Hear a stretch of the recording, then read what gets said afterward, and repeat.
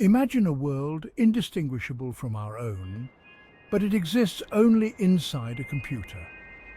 This is the crux of the simulation hypothesis. The idea that our reality is a sophisticated computer program created by a more advanced civilization has captivated philosophers, scientists, and the general public. Once relegated to the realm of science fiction, the simulation argument has gained traction in recent years. This is due in part to rapid advancements in computing power and our growing understanding of the universe. The simulation argument is not about proving we live in a simulation. Instead, it explores the possibility and its implications. It forces us to confront fundamental questions about the nature of reality, consciousness, and our place in the cosmos. Could our experiences, relationships, and even our sense of self be nothing more than cleverly coded algorithms? Like and subscribe to Stellar Perspectives for more science content.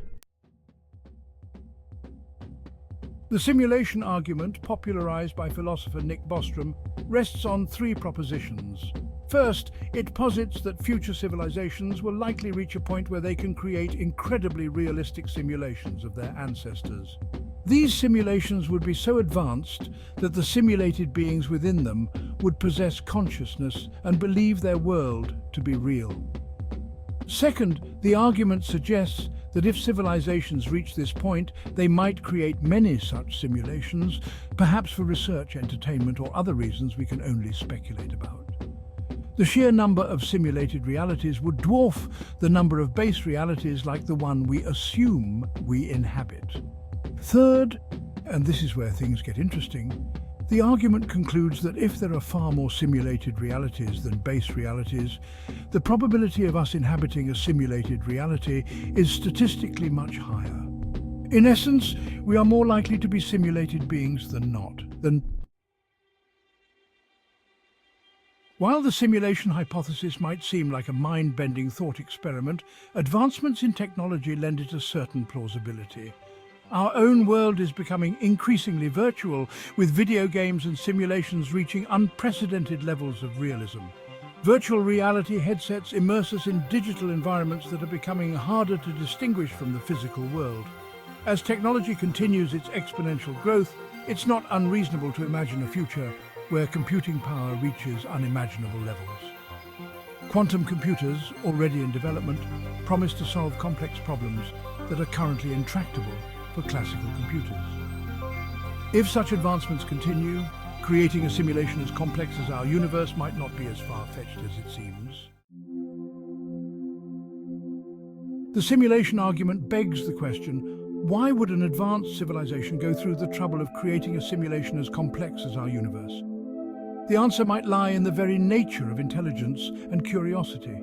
Just as we study our own past, simulate historical events or model complex systems, a more advanced civilization might create simulations to understand their own origins, explore different possibilities, or simply for entertainment. Simulations could also serve as a form of preservation.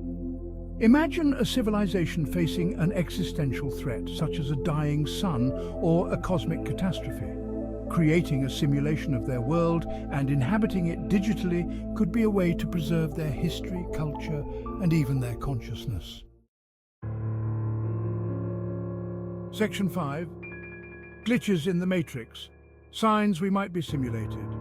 If we are living in a simulation, are there any clues that might give it away? Some proponents of the simulation hypothesis point to potential anomalies in our universe as evidence.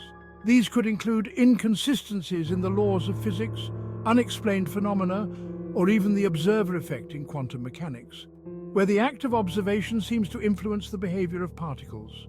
However, attributing these anomalies to a simulation is highly speculative. Our understanding of the universe is still incomplete, and what we perceive as glitches could simply be aspects of nature that we haven't yet deciphered. Nevertheless, the possibility, however remote, is intriguing. Section 6. What does it all mean? The philosophical implications of living in a simulation are profound. If our reality is not what it seems, what does that say about our free will, our relationships, and the meaning of life itself? Are our choices truly our own, or are they predetermined by the parameters of the simulation? While some might find the idea of a simulated reality disheartening, others see it as liberating. If our existence is part of a larger simulation, it could free us from the constraints of traditional beliefs and open up new avenues of exploration and understanding. Section 7. Doubting the simulation cracks in the code. Despite its intriguing premise, the simulation argument is not without its critics. Some argue that the argument rests on a flawed assumption, that consciousness can be simulated. They contend that consciousness is an emergent property of biological systems and cannot be replicated in a digital environment, no matter how complex. Others point out that the simulation hypothesis is ultimately unfalsifiable. There's no definitive test we can conduct to prove or disprove whether we are living in a simulation. This lack of empirical evidence makes it more of a philosophical thought experiment than a scientific theory. There are also ethical concerns to consider. If we were to create conscious simulations, wouldn't we have a moral obligation to treat them with respect and dignity? What rights would these simulated beings have? And who would be responsible for their well-being?